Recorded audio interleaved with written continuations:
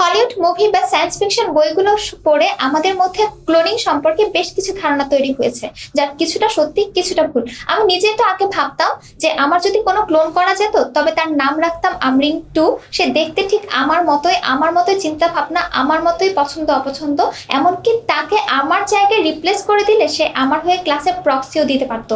আমি জানি অনেকেই আছেন যারা আমার মতো এই সকল ভুল ধারণা পোষণ করছেন, আর সেই সকল ভুল শুধরে দেওয়ার জন্যই আজ আমি কথা বলবো ক্লোনিং নিয়ে। ক্লোনিং কিভাবে করা হয়? বিজ্ঞানীরা ক্লোনিং এর বেশ কিছু পদ্ধতি আবিষ্কার করেছেন, যেমন molecular cloning, reproductive cloning, therapeutic cloning. মানুষের ক্লোনিং করা হয় এই রিপ্রোডাক্টিভ ক্লোনিং পদ্ধতিতে, তাই আমি আজকে কথা বলবো রিপ্রোডাক্টিভ ক্লোনিং পদ্ধতি নিয়ে। রিপ্রোডাক্টিভ ক্লোনিং পদ্ধতি হচ্ছে একটি প্রাণীর আদলে অপর একটি প্রাণী তৈরি করা। এই পদ্ধতিতে প্রথমে কোনো প্রাণীর দেহকোষ থেকে নিউক্লিয়াসটিকে আলাদা করে নেওয়া হয়, অতঃপর সেই নিউক্লিয়াসটিকে অপর একটি নিউক্লিয়াসবিহীন ডিম্বাণুতে প্রবেশ করানো হয়, যে ডিম্বাণুর নিউক্লিয়াসকে আগেই বিশেষ পদ্ধতিতে বের করে নেওয়া হয়েছিল।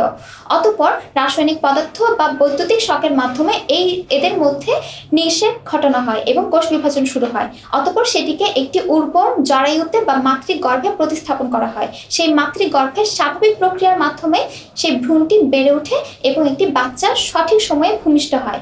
এই ভূমিষ্ঠ বাচ্চাটি দেখতে ঠিক তার মতোই হবে যার দেহকোষ থেকে নিউক্লিয়াসটি নেওয়া হয়েছিল। স্বাভাবিক প্রজনন প্রক্রিয়ার সাথে ক্লোনিং এর পার্থক্য হলো, স্বাভাবিক প্রজনন প্রক্রিয়ায় n সংখ্যক ক্রোমোজোম বিশিষ্ট শুক্রাণুর সাথে n সংখ্যক ক্রোমোজোম বিশিষ্ট ডিম্বাণুর নিষেকের ফলে তৈরি হয় 2n সংখ্যক ক্রোমোজোম বিশিষ্ট কোষ। আর ক্লোনিং পদ্ধতিতে 2n সংখ্যক ক্রোমোজোম বিশিষ্ট নিউক্লিয়াসের সাথে নিউক্লিয়াস বিহীন অর্থাৎ 0 ক্রোমোজোম বিশিষ্ট ডিম্বাণুর ফিউশনের ফলে তৈরি হয় 2n সংখ্যক ক্রোমোজোম বিশিষ্ট কোষ। আর এভাবেই ক্রোমোজোমের ভারসাম্য রক্ষা হয়। ক্লোনিং করে কি ঠিক আমাকেই তৈরি করা সম্ভব? উত্তরটি ব্যাখ্যা করছি। একটি প্রাণী দেখতে কেমন হবে তার 99% ক্ষেত্রে নির্ভর করছে তার ক্রোমোজোমের উপর। দুটি প্রাণীর ক্রোমোজোমের মধ্যে যত বেশি মিল হবে তত বেশি বৈশিষ্ট্যে মিল হবে, অর্থাৎ তাদের চেহারা, গঠন, চরিত্রে তত বেশি মিল পাওয়া যাবে। কিন্তু ক্রোমোজোম ছাড়াও পরিবেশগত কিছু উপাদান, যেমন মাতৃগর্ভের পরিবেশ, প্রাকৃতিক বা সামাজিক পরিবেশও একজন মানুষের মস্তিষ্কের বিকাশ বা মানসিকতার বিকাশের মধ্যে প্রভাব ফেলে। আর তাই দেখতে এক মনে হলেও দাতা ও ক্লোনের মধ্যে রয়েছে বিস্তর পার্থক্য। ঠিক যমজ ভাই বোনদের মতো, তারা দেখতে এক কিন্তু তারা একক সত্তা নয়। আর ক্লোন করা মানুষটিরও রয়েছে নিজস্ব চিন্তাভাবনা, নিজস্ব দৃষ্টিভঙ্গি, নিজস্ব মতামত। দুটি ক্লোন এক না হওয়ার আরেকটি কারণ হলো মাইটোকন্ড্রিয়া। আমি আগেই বলেছি যে দাতার নিউক্লিয়াস এবং অন্য একজনের নিউক্লিয়াস বিহীন ডিম্বাণুর মধ্যে ফিউশন ঘটিয়ে ক্লোনিং করা হয়। আর সেই ডিম্বাণুর সাইটোপ্লাজমে থাকে মাইটোকন্ড্রিয়া। মাইটোকন্ড্রিয়ার রয়েছে নিজস্ব ডিএনএ।